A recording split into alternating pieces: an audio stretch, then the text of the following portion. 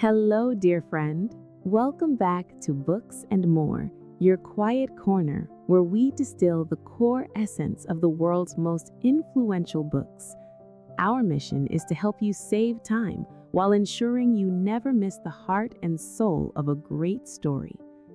Have you ever stopped to look at the smartphone in your hand and wondered about the hidden forces that make our modern lives possible? Today, we are embarking on a journey that is both grand and microscopic through the pages of Chip War. This is not just a book about technology. It is a gripping tale of power, ambition, and the silent struggles that shape our global reality. Could a tiny sliver of silicon be the ultimate decider of which nation leads the world? In this invisible race for supremacy, who truly holds the power over our collective future? And behind these complex circuits, what are the human stories of persistence and vision that brought us to this moment? Dear friend, in a world that feels increasingly vast and fast-paced, it is easy to feel like we are just small parts of a giant machine. But just as a single microchip can run an entire civilization, never underestimate the power of your own small steps and your commitment to learning. Each new insight you gain is a building block for a wiser, more resilient version of yourself. You are far more powerful than you know. I wish you a day filled with wonder and a heart that remains open to new perspectives. Now, let us settle in and begin our journey into the world of Chip War together. Introduction: The World Built on Silicon. On August 18, 2020, the destroyer USS Mustin sailed into the northern end of the Taiwan Strait. As its guns pointed south, the ship's computers were processing a flood of data from drones, planes, and satellites tracking every move across the Pacific. In past eras, the American military protected its interests through the threat of raw nuclear force. Today, that power rests on microelectronics and the capacity for precision strikes. While the Mustin moved through international waters, leaders in Beijing were occupied with a different kind of threat. They were watching the US government tighten the rules on the export of computer chips to Huawei, the Chinese tech giant. They realized that their entire modern infrastructure, from smartphones to cloud computing, depended on foreign-made chips. In fact, China now spends more money importing semiconductors every year than it spends on oil. We often forget that computing power is the new oil. World War II was won with steel and aluminum. The Cold War was defined by the balance of atomic weapons, but the rivalry between the United States and China is being decided by the microscopic circuits that power everything from missile systems to the stock market.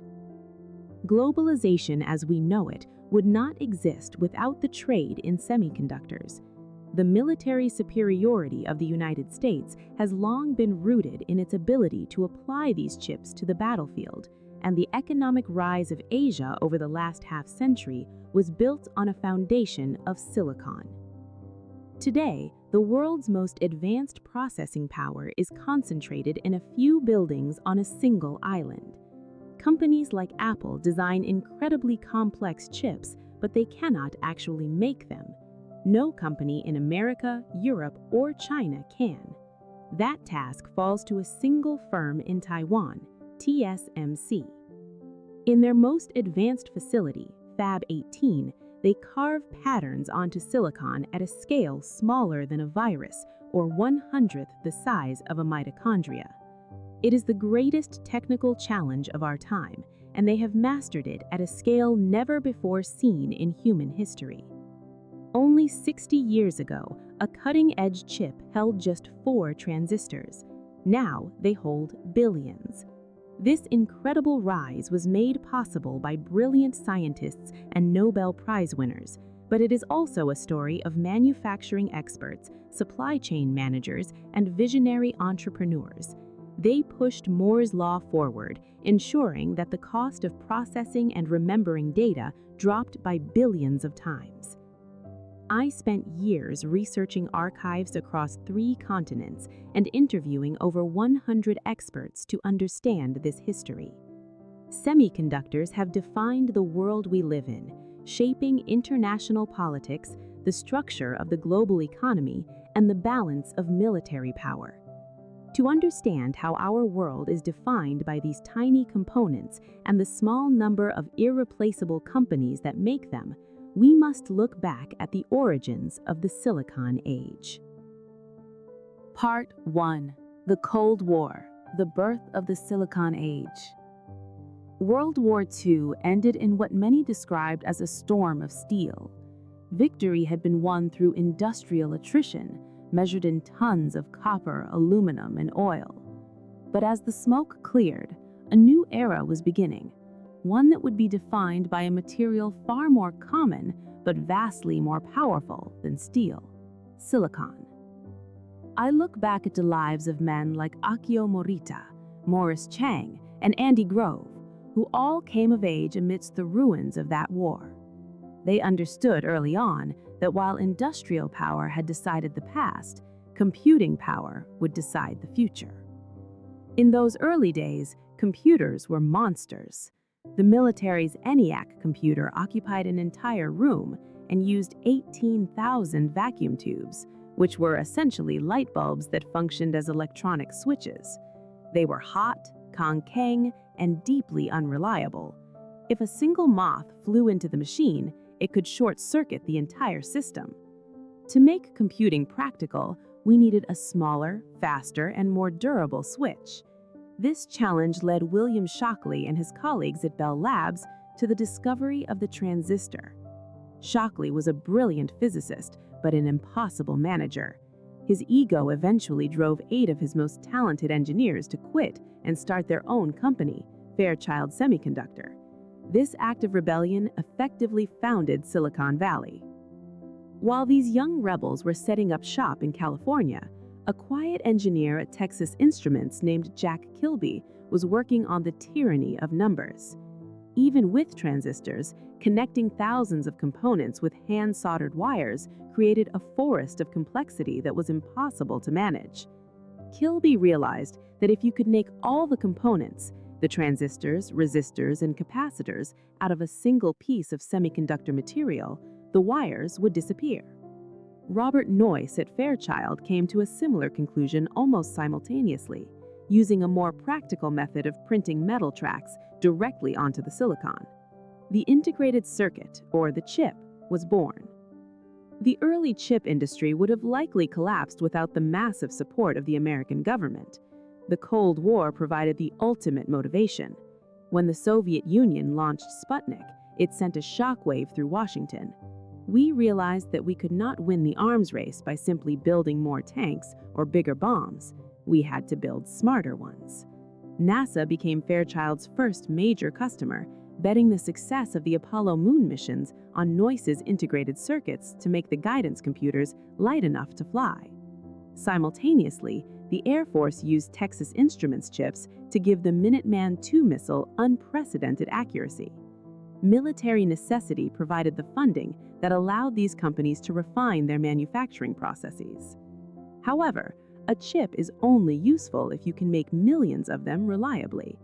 The breakthrough in mass production came from J. Lathrop, who realized that instead of using physical masks, he could use light and lenses to print circuits onto silicon, a process called photolithography. This allowed us to shrink transistors to a scale that was previously unthinkable. It was during this period that my former colleague, Gordon Moore, observed that the number of components on a chip was doubling every year. This wasn't just an observation, it became a mandate for the industry. By the mid-1960s, the pioneers of Silicon Valley realized that the military market, while lucrative, was not the ultimate goal. Robert Noyce understood that to truly change the world, chips had to be cheap enough for everyone to own. He made the radical decision to slash prices, sometimes selling chips below cost to drive demand in the civilian market. He wanted to see a computer in every office and every home. This shift from military specialty to mass market commodity set the stage for the global digital revolution. The foundation was laid, a world where power was no longer just about the strength of a nation's steel, but about the number of transistors it could pack onto a tiny sliver of silicon. The circuitry of the American world, a global web of power. As the integrated circuit moved from the laboratory to the factory floor, a vast international network began to form, with the United States positioned firmly at its center. This era was defined by a critical realization. The struggle for global supremacy would not be fought just with missiles and tanks, but through the mastery of the microscopic.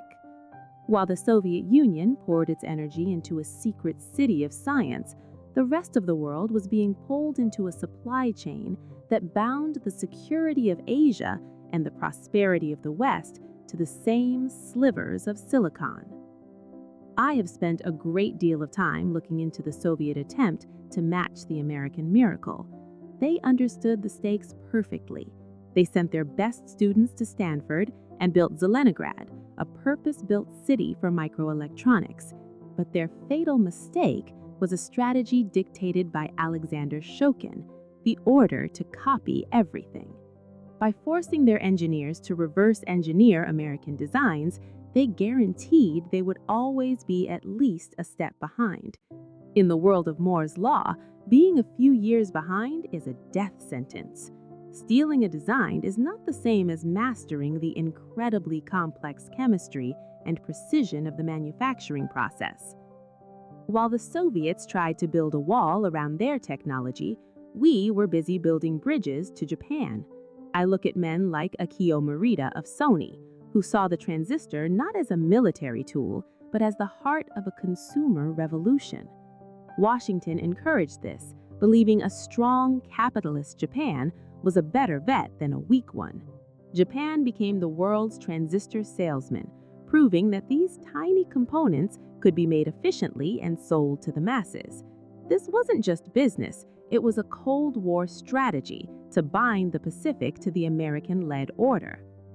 To keep costs down and production high, the industry began its long migration across the ocean.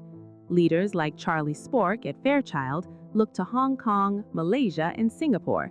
They found thousands of workers, mostly young women, whose dexterity and discipline became the engine of the digital age. These transistor girls in Asian factories were the ones who truly made the computer revolution affordable. This offshoring was also used as a political tool.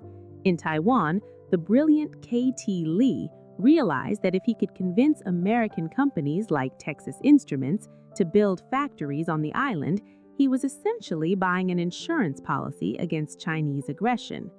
The more American silicon was produced in Taiwan, the more invested the United States became in the island's survival. Back in California, a new kind of revolution was brewing at Intel. Robert Noyce and Gordon Moore were moving beyond simple components to create memory chips that would replace old-fashioned magnetic cores. But their greatest triumph was the microprocessor. By putting the general-purpose logic of a computer on a single chip, they turned the computer from a specialized tool into a universal machine. It was a Gutenberg moment for the digital world, and it happened in the small towns of Palo Alto and Mountain View. On the battlefield, the lessons of the Vietnam War were changing the way we thought about power. We saw that dropping thousands of tons of unguided bombs was often useless against a determined enemy. Engineers like Weldon Word at Texas Instruments turned to microelectronics to create the first laser-guided bombs. These weapons proved that a single precise strike was worth more than an entire campaign of carpet bombing. This led to the Pentagon's offset strategy, led by William Perry and Andrew Marshall. They gambled that American computing could offset the Soviet Union's massive lead in the number of tanks and soldiers. By the end of this period, the circuitry of the American world was complete. We had created a global system that was efficient, profitable, and increasingly essential to the way wars were won and peace was kept. Part 3. Loss of leadership. The Japanese challenge. The 1980s began as a decade of hell for the American semiconductor industry. We had grown up believing that Silicon Valley was the undisputed king of technology, but suddenly we found ourselves facing an existential crisis. The moment that crystallized this fear was on March 25, 1980. Richard Anderson, an executive at Hewlett-Packard, stood on a stage in Washington and shared a dataset that sent shockwaves through the room. HP had tested memory chips from both American and Japanese suppliers, and the results were devastating. Japanese chips weren't just cheaper, they were significantly more reliable. The worst-performing Japanese firm was still many times more reliable than the best-performing American one. This wasn't just a matter of price anymore, it was a total failure of manufacturing excellence. The rise of Japanese giants like Toshiba, Hitachi, and NEC pushed our companies to the brink. We could no longer laugh at the idea of Japanese engineers just being copycats. While our engineers were focused on the freedom to innovate and the thrill of the next big thing, the Japanese had applied a relentless military-style discipline to the mass production process. They turned their factories into perfect, optimized machines. This competition felt personal and brutal. We began to call it an economic war, a struggle where our jobs, our heritage, and our national pride were all on the line. I saw this decline most clearly in the story of GCA Corporation. GCA had once owned the market for stepper machines, the incredibly complex tools used to print circuits onto silicon. But GCA became a victim of its own arrogance. Under the leadership of Milt Greenberg, the company focused more on stock prices and political connections than on the reliability of its machines. While GCA ignored its customers' complaints, Nikon and Canon in Japan were listening. They perfected their equipment, making it more precise and far more durable. When the biggest American chip makers started buying Japanese machines to stay competitive, it was a clear sign that our technological foundation was rotting. This forced the titans of Silicon Valley to do something they had avoided for decades. They turned to the government for help. At Ming's restaurant in Palo Alto, former rivals like Robert Noyce, Jerry Sanders, and Charlie Spork sat together to craft a strategy for survival. Jerry Sanders famously argued that semiconductors were the crude oil of the 1980s. He believed whoever controlled the microchip would control the entire electronics industry and ultimately global power. However, back in Washington, this idea met with fierce resistance. Many free market economists argued that a chip was no different from a potato chip, just another commodity. They believed that if the Japanese could make them cheaper, we should simply buy them and enjoy the savings. But the fear of dependency was growing, especially within the military. The publication of the book, The Japan That Can Say No, co-authored by Sony's Akio Morita, was a wake-up call. The book's co-author, Shintaro Ishihara, argued that Japan could fundamentally change the global balance of power by selling its advanced chips to the Soviet Union instead of the United States. He pointed out that the precision of American missiles and the functionality of our stealth technology were now dependent on Japanese silicon. For the first time, leaders at the Pentagon and the White House realized that the death spiral Robert Noyce warned about was real. We were losing our companies, our manufacturing base, and our strategic edge. This part of our history was defined by that terrifying question: had we lost the ability to lead the very revolution we had started? Part 4. America Resurgent: The Triumph of Silicon over Steel. The rebirth of the American chip industry after the brutal Japanese onslaught of the early 1980s was not a foregone conclusion. It was a victory won through a combination of sheer paranoia, the unconventional wisdom of a potato billionaire, and a radical rethinking of how we design and build technology. As I pieced together this history, I realized that while Silicon Valley appeared to be in a death spiral, a new kind of survival instinct was taking hold. One of the most unlikely heroes of this resurgence was Jack Simplot, an Idaho billionaire who made his fortune selling French fries to McDonald's. Simplot didn't know the first thing about physics, but he understood the brutal economics of a commodity market. While the giants of Silicon Valley were fleeing the memory chip business in the face of Japanese competition, Simplot bet on a small startup in Boise called Micron. By applying the same low-cost, high-efficiency mindset he used in farming, Micron became the only American firm that could match the Japanese at their own game. They survived by being leaner and more aggressive than anyone else, proving that American manufacturing wasn't dead, it just needed a new kind of discipline. At Intel, Andy Grove was performing his own version of emergency surgery. Grove, a refugee who survived both the Nazis and the Soviets, famously believed that only the paranoid survive. He made the agonizing decision to abandon the memory chip market, the very business Intel had founded, to focus entirely on microprocessors for the emerging PC market. To fix their quality issues, his deputy, Craig Barrett, enforced a copy-exact strategy, forcing factories to replicate every single detail of a successful production line. This shift from creative chaos to industrial rigor allowed Intel to dominate the heart of the computer revolution. At the same time, a quiet revolution in design was unfolding. Carver Mead and Lynn Conway realized that as chips became more complex, we couldn't keep designing them by hand with colored pencils. They developed a set of mathematical rules that allowed computers to design other computers. This Mead-Conway revolution effectively decoupled the architecture of a chip from its manufacturing. It paved the way for a new era where companies could design world-changing technology without ever owning a factory. We also found a powerful new ally in our struggle against Japanese dominance, South Korea. I found that the rise of Samsung was actually encouraged by American firms. The logic was simple: the enemy of my enemy is my friend. By sharing technology with Lee Byung-chul and Samsung, we created a low-cost competitor that could undercut the Japanese giants.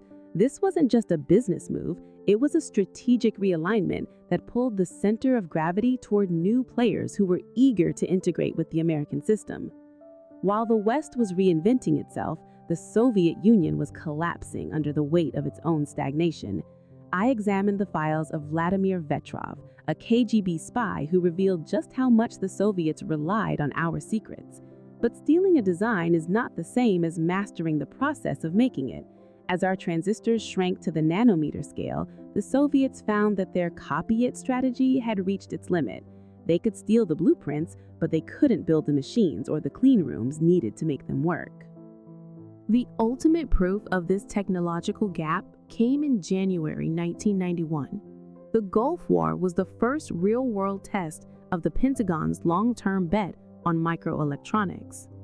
As I watched the footage of laser-guided bombs and Tomahawk missiles striking their targets with pinpoint accuracy, the message was clear. A Soviet-equipped army was decimated in weeks by a force that fought with information rather than just mass.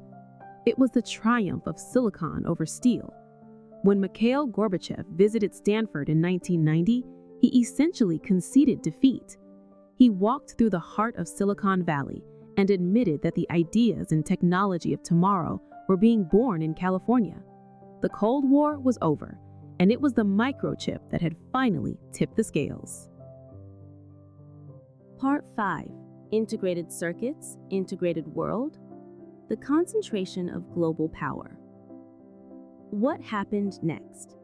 When in 1985, a single phone call from Taipei changed the trajectory of the digital world, Morris Chang, a man who had spent nearly 3 decades helping build the American chip industry at Texas Instruments, was invited by Minister K.T. Lee to lead Taiwan's nascent electronics sector.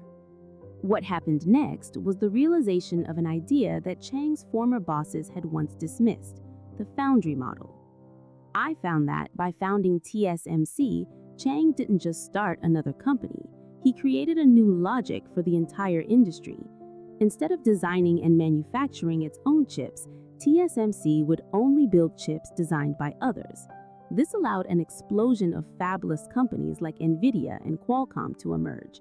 but it also placed Taiwan at the absolute center of the global supply chain. Across the strait, the People's Republic of China was desperate to achieve a similar feat. The history of the Chinese chip industry was littered with the wreckage of Mao Zedong's radicalism, an era when he believed that any worker could forge a semiconductor at home. This led to massive waste and a profound technological lag. By the early 2000s, another man named Chang, Richard Chang, brought his expertise from the United States to Shanghai to found SMIC. I've looked closely at those years, and it's clear that while the Chinese government poured billions into these efforts, they struggled to replicate the success of Taiwan. They were trapped between a desire for self-sufficiency and a reality where they remained deeply dependent on foreign tools and expertise. The most difficult technical challenge of this era was happening in a small town in the Netherlands. The lithography wars had narrowed the field until only one company remained capable of pushing the limits of physics, ASML. As transistors shrank to the size of a few atoms, the industry realized that the only way forward was extreme ultraviolet lithography, or EUV. I was struck by the sheer scale of this gamble.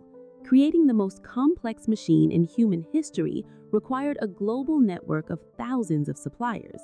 Even rivals like Intel, Samsung, and TSMC had to join together to fund ASML's research.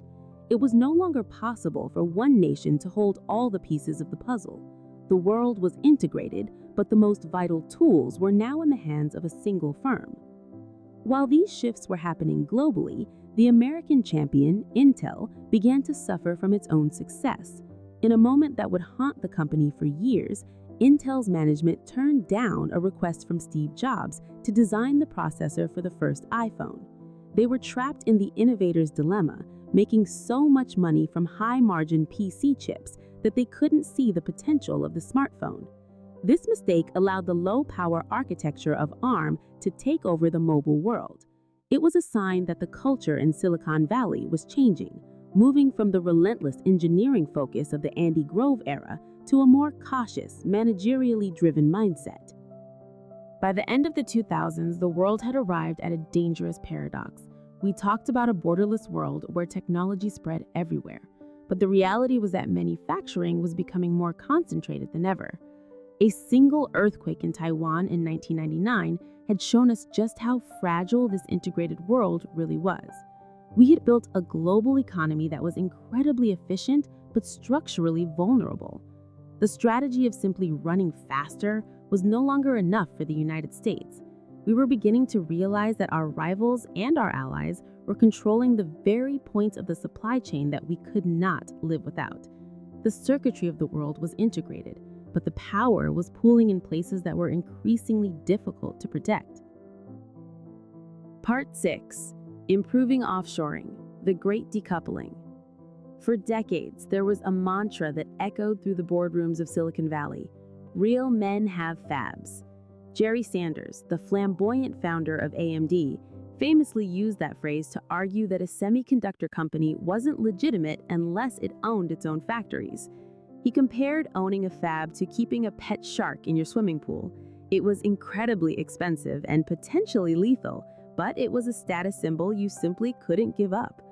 However, as I looked at the industry entering the 21st century, I saw this masculine bravado collide with a brutal economic reality.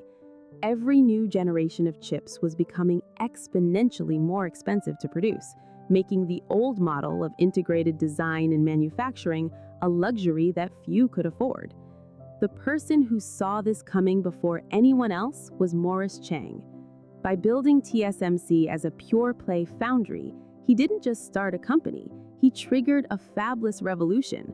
I watched as this model allowed a new breed of tech titans to emerge. Companies like NVIDIA and Qualcomm began their journeys not in massive industrial complexes, but in offices and even diners, focusing entirely on the complex logic of design, while leaving the messy, capital-intensive work of manufacturing to Taiwan. NVIDIA, in particular, realized that the world didn't just need faster processors, it needed parallel processing. They turned the GPU from a tool for video games into the engine for the future of artificial intelligence. This great decoupling of design and manufacturing reached its peak with Apple. Steve Jobs understood that to truly own the user experience, Apple had to control the silicon inside its devices. But Apple never had any intention of building its own pet shark. Instead, they became the ultimate fabless company, designing some of the most sophisticated processors in history and relying exclusively on TSMC to etch them into silicon. Today, every iPhone is a testament to this global division of labor, conceived in California but physically realized through the unmatched precision of Taiwanese manufacturing. The heart of this new world order now rests on a technology that many thought was impossible: extreme ultraviolet lithography, or EUV. I spent a long time tracing the history of ASML, the Dutch firm that eventually won the lithography wars. To shrink transistors to the size of a few atoms, we needed a light source so difficult to manage that it required blasting drops of molten tin with the world's most powerful lasers, 50,000 times a second. It is a process that creates temperatures hotter than the surface of the sun inside a vacuum. The industry reached a point where there was no plan B. Every major player, Intel, Samsung, and TSMC, had to bet their entire future on a single machine made by a single company in the Netherlands. While the rest of the world was specializing and integrating, the old champion, Intel, began to falter. I noticed a subtle but profound shift in the company's culture. The engineers who had once ruled the halls were gradually replaced by managers focused on the bottom line. Intel became so comfortable with its monopoly in the PC and server markets that they missed the mobile revolution entirely. They were too focused on the high profit margins of today to risk the messy transitions of tomorrow. As they struggled with the move to smaller and more complex transistors, the manufacturing lead they had held for decades slipped through their fingers. By the end of this era, the landscape of power had been completely redrawn. The idea that a single American company could design and manufacture the world's most advanced technology was dead. We had moved into an era of extreme specialization, where a few points in the supply chain, a foundry in Taiwan, a lithography plant in the Netherlands, had become the most valuable and vulnerable real estate on Earth. The digital world was more powerful than ever, but its foundation was now concentrated in a handful of indispensable companies that the United States no longer fully controlled. Part 7. The Chinese Challenge. The Siege of the Silicon Fortress.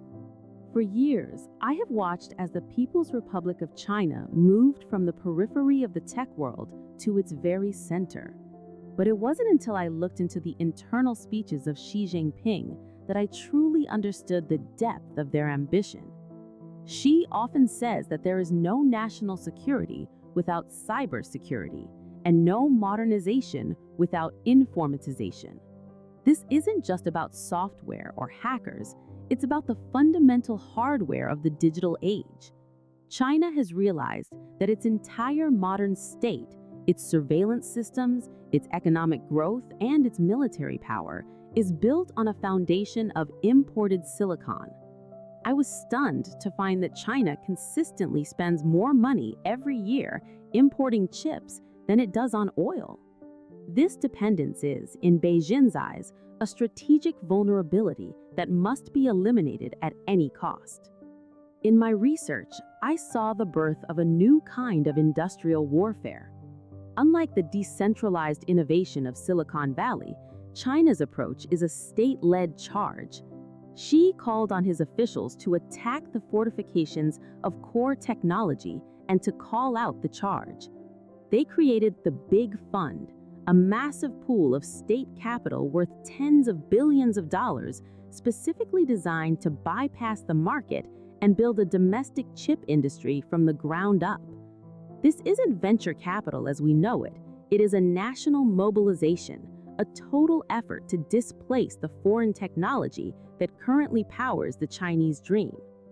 I spent a long time tracing how China used its massive domestic market as a lever against Western firms. They told giants like IBM and Qualcomm that if they wanted to continue selling to Chinese customers, they had to share their blueprints and enter into joint ventures. I watched as companies, often focused on short-term profits or facing declining market share at home, agreed to deals that essentially trained their future Chinese rivals. I also followed the trail of Zhao Weiguo, the aggressive head of Xinhua Uni Group. Zhao operated like a corporate hunter, backed by the state, attempting to buy up the command heights of the global industry. He tried to buy Micron, he tried to buy into TSMC, and he even tried to seize control of the world's leading lithography and design firms. While many of these deals were eventually blocked by regulators, they revealed a clear and multifaceted strategy. If you cannot build the technology, buy it.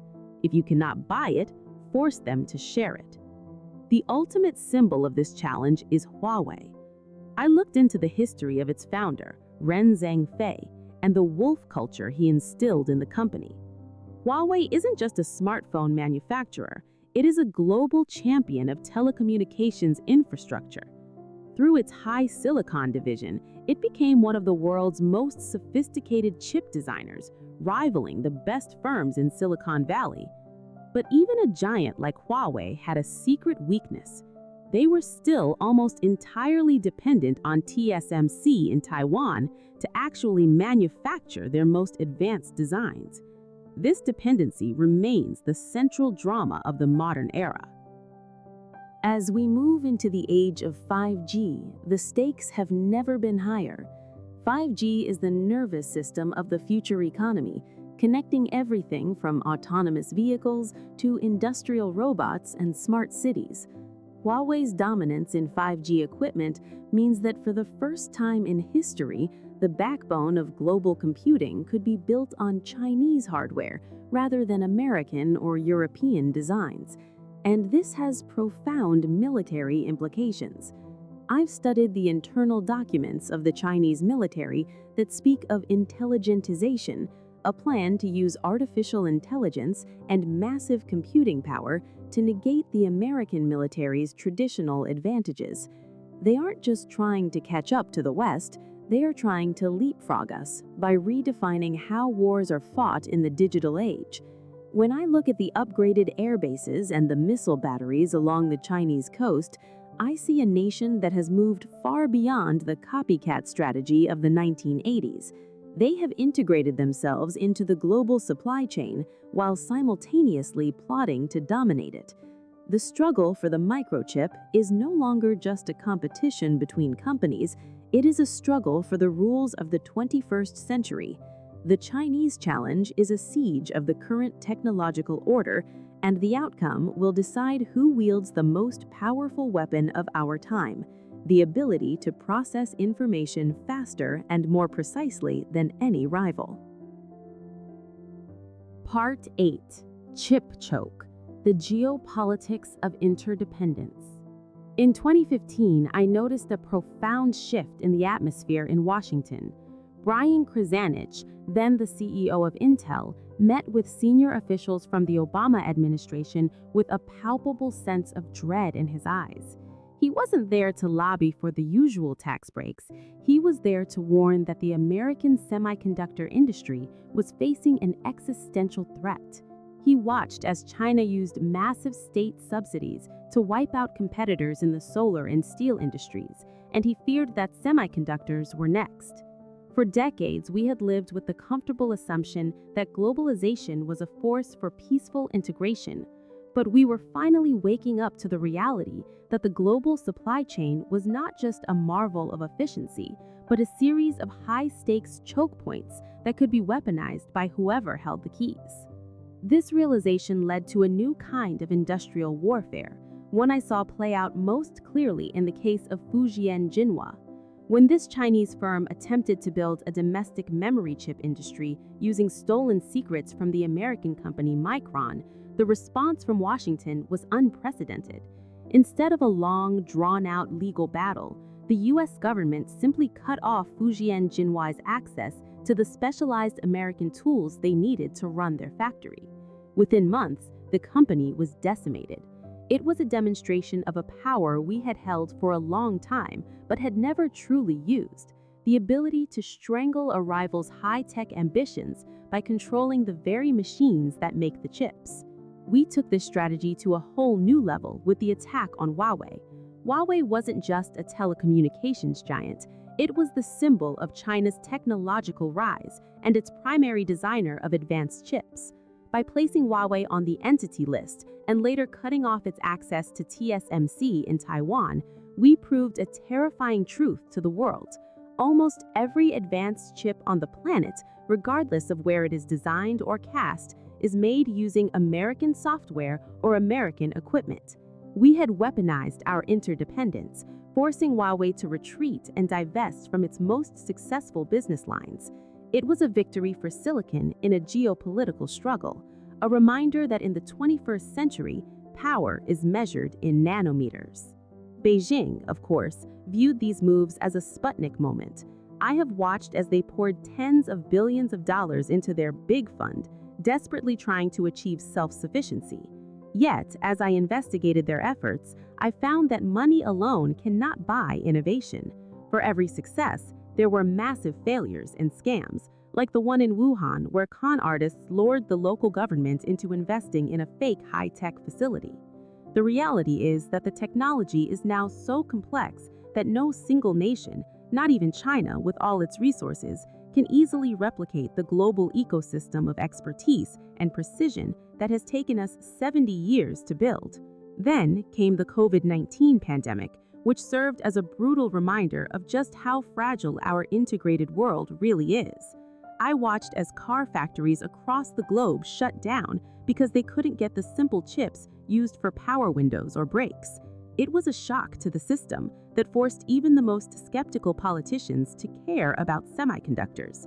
President Biden holding up a silicon wafer in the White House was the visual proof that chips had moved from a niche technical concern to the very top of the national security agenda. But all these paths eventually lead back to one place: the Taiwan Strait. This is the ultimate dilemma of our age.